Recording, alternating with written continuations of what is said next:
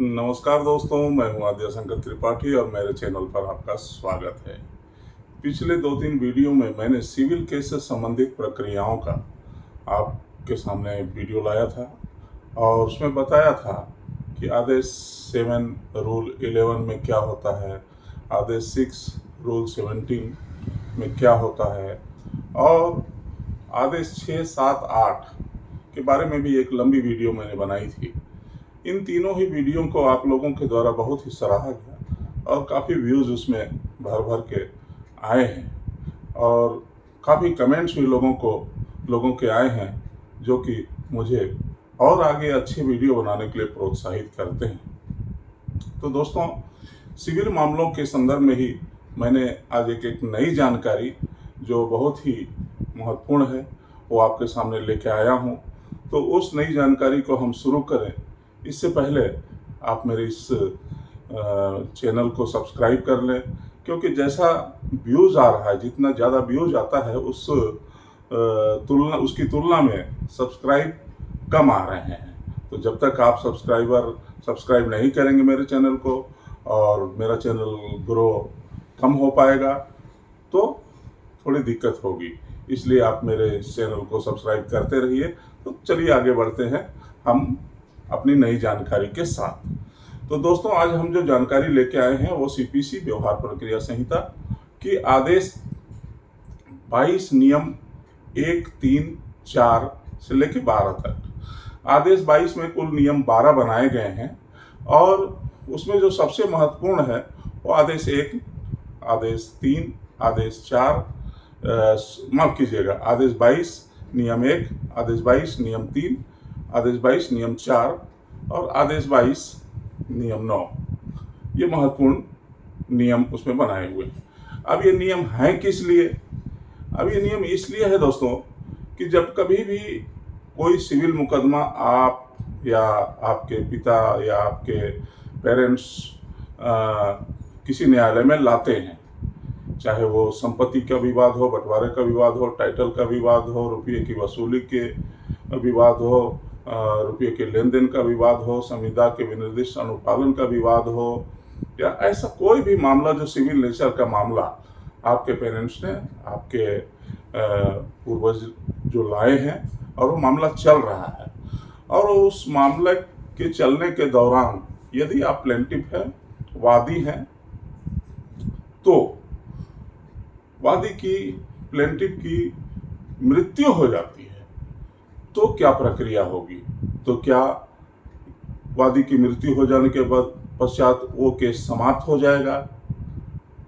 कैसे चलेगा वो प्रक्रिया और आगे का कार्यवाही कैसे होगा? तो इसके लिए आदेश 22 नियम 1 में जो प्रावधान किया गया है कि यदि वादी की मृत्यु हो जाने के पश्चात वाद का कारण बचा रहता है, वाद प्रस्तुत करने का अधिकार आपके पास बचा हुआ रहता है, तो यदि आप अकेले वादी हैं तो आपके स्थान पर आपके जो उत्तराधिकारी हैं उनको विधिक प्रतिनिधि के रूप में, पक्षकार के रूप में जोड़ा जा सकता है।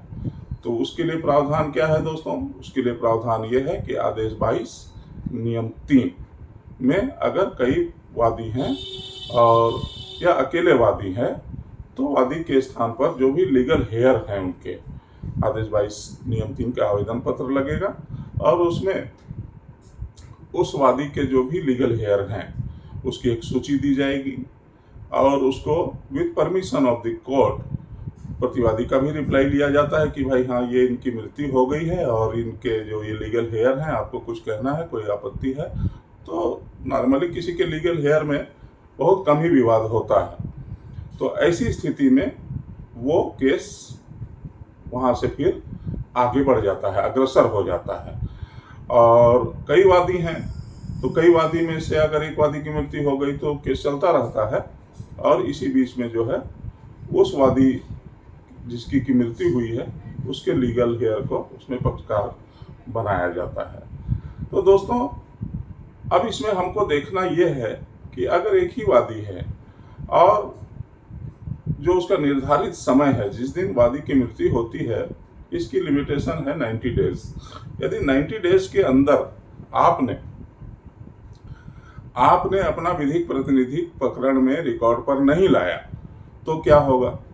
तो होगा ये कि आपका जो केस है, जो आपके पिता ने या आपके पेरेंट्स ने जो लाया था, वो अबेट हो जाएगा, उपशमित हो जाएगा, खारिज हो जाएगा, समाप्त हो जाएगा। तो जब केस उपशमित हो जाएगा, अबेट हो जाएगा, तो फिर जहाँ तक कि मामला चला था उसके बाद की कोई कार्रवाई उसमें आगे नहीं बढ़ पाएगी। तो इसी के लिए जो है धारा 5 लिमिटेशन एक्ट, अगर आप 90 दिन के अंदर प्रस्तुत नहीं कर पाते हैं, आपको बाद में आपको जानकारी होती है, जानकारी तो हो ही जाती है आपके यहाँ, आपके वादी की मृत्यु हुई तो होना ही चाहिए, लेकिन किसी अन्य कारण से मान लीजिए समय सीमा के अंदर 90 दिन के भीतर आपने प्रस्तुत नहीं किया, तो आप जो है समयावधि अधिनियम लिमिटेशन एक्ट की धारा 5 के तहत एक आवेदन पत्र 22 नियम 3 के तहत प्रस्तुत कर सकते हैं। लेकिन उसमें यथोचित कारण होना चाहिए, गुड कॉज होना चाहिए कि न्यायालय श्रीमान सो जो भी न्यायालय में आपका मामला लंबित है, मैं इन कारणों से जो है न्यायालय में समय सीमा के अंतर्गत 90 दिन के अंतर्गत विधिक प्रतिनिधियों को, लीगल हेयर को रिकॉर्ड में लाने में मेरे से चूक हुई है, इसलिए मेरा जो विलंब है वो क्षमा योग्य है। और जो मेरा आवेदन पत्र प्रस्तुत कर रहा हूं मैं, ये पूरी तरह सद्भावनापूर्ण है। मैंने इस चूक को कोई जानबूझकर नहीं किया है।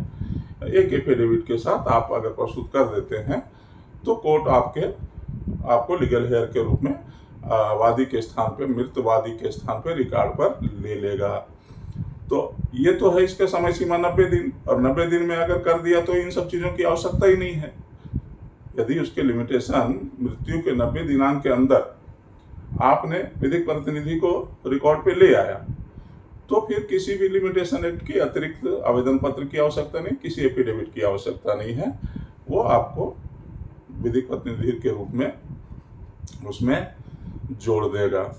और यही प्रक्रिया जो है, सेम प्रक्रिया प्रतिवादी के लिए भी है, जहां पर एक प्रतिवादी हो या कई प्रतिवादी हो। अगर एक ही प्रतिवादी है और आपका जो मामला है, प्रतिवादी की मृत्यु हो जाती है और आपका वाद कारण बना रह जाता है, जैसा कि आदेश 22 नियम 1 में ही है, प्रोविजन है कि वाद का कारण बचा रहता है, वाद प्रस्तुत करने का अधिकार आपका बचा रहता है, तो आप उसके लीगल हेयर जो भी विधिक प्रतिनिधि हैं उनकी सूचना के साथ न्यायालय में प्रस्तुत करेंगे। न्यायालय उस पर विचार करेगी और आपको परमिशन दे देगी। उसमें भाई कौन कौन लीगल प्रतिनिधि हैं, उनका आधार कार्ड, उनका आइडेंटिफिकेशन, वो लोग वही लोग हैं कि नहीं है, ऐसा तो नहीं किसी फर्जी लोग को आपने बना करके अपने केस को अग्रसर कराने के लिए कोई फर्जी डिग्री न्यायालय से हासिल करना चाहते हैं। तो इन सब चीज़ों को, जो बेसिक चीज़ें हैं, अदालत उसको देखती है। तो जैसा कि वादी के साथ मृत्यु में जो प्रावधान थे, वो आदेश 22 नियम 3 में वो प्रोविजन है, और यदि प्रतिवादी या कई प्रतिवादियों में से एक की मृत्यु हो जाती है तो वो प्रोविजन आदेश 22 नियम 4 में है। वादी के लिए 22(3) और प्रतिवादीगण के लिए 22(4). प्रक्रिया लगभग दोनों में सेम है, लेकिन 22(3) वादी के लिए है और 22(4) प्रतिवादी के लिए है। तो ये जो एक महत्वपूर्ण नियम है, तो कई लोग इस चीज को लेकर के परेशान रहते हैं, या ज्ञान की कमी रहती है, जानकारी का अभाव रहता है, और कई लोग बोलते हैं अब तो उसकी वादी की मृत्यु हो गई, प्रतिवादी की मृत्यु हो गई, तो केस ही खत्म हो गया, अब आगे कैसे होगा, क्या होगा। इसमें बहुत ही घबराने की कोई आवश्यकता नहीं है।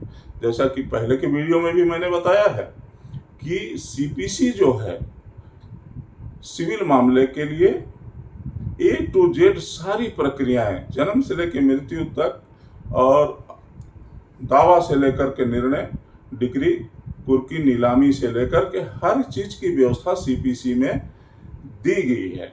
बस आदमी जो उससे रिलेटेड है उसकी जानकारी नहीं होती है, तो यही सब चीजें उसको पहाड़ सी लगती हैं। जबकि ऐसी कोई बात है नहीं। कानून बनाने वालों ने हमारे लिए हर चीज की व्यवस्था कानून में कर रखी है, ताकि ऐसा ना हो किसी नियम, किसी प्रक्रिया की त्रुटि के कारण या गलती के कारण किसी के साथ न्याय प्राप्त करने में कोई अन्याय हो जाए। अन्याय किसी के भी साथ होना नहीं चाहिए। ये न्यायालय की और कानून की मंशा है। तो दोस्तों, हमने ये तो जान लिया कि मृत्यु के बाद विधिक वारिसान कैसे बनते हैं और कौन कौन बन सकते हैं। तो जो मृतक है उसके विधिक उत्तराधिकारी ही रिकॉर्ड पर आ सकते हैं और वो विधिक रूप से उसके पक्षकार बन सकते हैं और आगे उसका संचालन कर सकते हैं।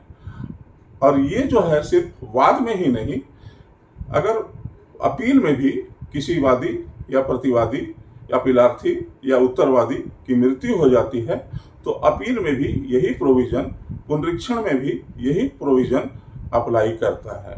ये केवल वाद में ही नहीं, अपील एवं पुनरीक्षण में भी यही प्रोविजन अप्लाई करता है। वहां भी वादी अथवा प्रतिवादी, अपीलार्थी अथवा उत्तरवादी की यदि मृत्यु हो जाती है तो ऑर्डर 22 रूल 3 या ऑर्डर 22 रूल 4 अप्लाई करता है उनके विधिक वारसानों को पक्षकार के रूप में जोड़े जाने के लिए।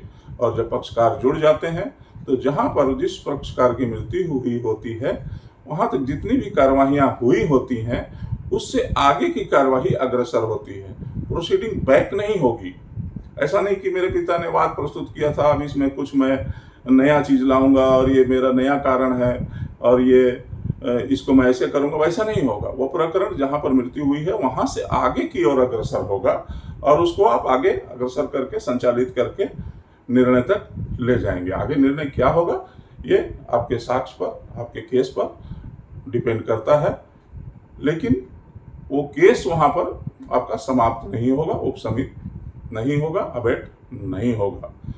और अगर आपका केस, अब हम इस पे चर्चा करते हैं कि अगर आपका केस उपसमित हो गया, अबेट हो गया, आपने 90 दिन के अंदर पक्षकार बनाने के लिए आवेदन पत्र नहीं दिया, मृतक के विधिक वारसानों को पक्षकार के रूप में जोड़े जाने के लिए आवेदन नहीं दिया, तो क्या होगा? तो जैसा कि मैंने बताया कि 90 दिन के बाद भी अगर आपको जानकारी होती है तो आप जो है लिमिटेशन एक्ट की धारा 5 के तहत आवेदन पत्र दे करके विधिक वारिसान के रूप में, पक्षकार के रूप में जुड़ सकते हैं और केस को आगे बढ़ा सकते हैं। लेकिन आपने दोनों ही नहीं किया, केस उपसमित हो गया। तो जब, माफ कीजिएगा, जब केस उपसमित हो गया, अबेट हो गया, खारिज हो गया, तो फिर आप उसी वाद कारण पे, उसी वाद हेतु पे और उसी कॉज ऑफ एक्शन पे दोबारा केस प्रतिवादी पर नहीं ला सकते हैं। ये आपको सबसे भारी नुकसान होगा। ऐसा नहीं है कि क्या हुआ, चलो मेरे पिताजी ने केस किया था और उनकी मृत्यु हो गई और ये केस अबेट हो गया, उपसमित हो गया, तो अब मैं दोबारा केस ले आता हूँ सेम कॉज ऑफ एक्शन पे। ऐसा आप नहीं कर सकते हैं। आदेश 22 नियम 9 इसके लिए आपको प्रतिबंधित करता है। तो दोस्तों, ये जो प्रावधान है ये आपके केस में आपके साथ किसी प्रकार का अन्याय ना हो, कोई त्रुटि ना हो और आपका केस एक निर्णय तक पहुंच सके, जिसके लिए आपके जो पेरेंट्स है जिन्होंने वाद लाया था, इसके लिए बनाया गया है। कोरोना काल में यद्यपि माननीय सुप्रीम कोर्ट ने बहुत ही अच्छा आदेश एक किया था, कितनी सारी मौतें हुई आप सभी जानते हैं। एक बहुत बड़ी महामारी थी और लगभग 2 साल तक लोग अपने स्वास्थ्य से जूझते रहे। कहीं ऑक्सीजन की कमी थी, कहीं दवाइयों की कमी थी, कहीं हॉस्पिटल में बेड की कमी थी, भारी मारामारी अफरा तफरी मची हुई थी। लॉकडाउन अचानक से कर दिया गया था बिना किसी पूर्व सूचना के। तो ये सब परिस्थितियां ऐसी थीं कि आदमी अपने जीवन को संचालित करने में ही परेशान था। तो उन परिस्थितियों में लगभग 2 साल तक कोर्ट कचहरी और मुकदमे लगभग बंद हो गए थे। तो माननीय सुप्रीम कोर्ट ने उस समय को, उस पीरियड को, उस समय में जिनकी मृत्यु हुई हो या प्रक्रिया संबंधित या लिमिटेशन संबंधित कोई भी चीज जो केसों में आवश्यक होता है, जरूरी थी, उनको माफ कर दिया था, एग्जम्प कर दिया था। कोरोना काल के समय में कोई भी चीज जो है समयावधि बाधित नहीं होती है। अगर आपका ऐसा कोई केस उस समय पेंडिंग है जो अवेट हो गया या उपसमित हो गया या खारिज हो गया है, या आप किसी कारण से कोई दावा किसी के विरुद्ध नहीं ला पाए हैं, तो लिमिटेशन एक्ट उस अवधि को माफ करेगा। तो दोस्तों, ये वीडियो एक प्रक्रिया संबंधित वीडियो है, सीपीसी से संबंधित वीडियो है, और आपको सिविल मामलों में जरूर सहायता प्रदान करेगा। अगर आपको ये वीडियो अच्छा लगा हो तो इसे लाइक करें और शेयर करें और लोगों तक इसको पहुंचाएं। ये जानकारी कैसी लगी आप कमेंट में बता सकते हैं। आज के लिए इतना ही। जय हिंद, जय भारत, वंदे मातरम।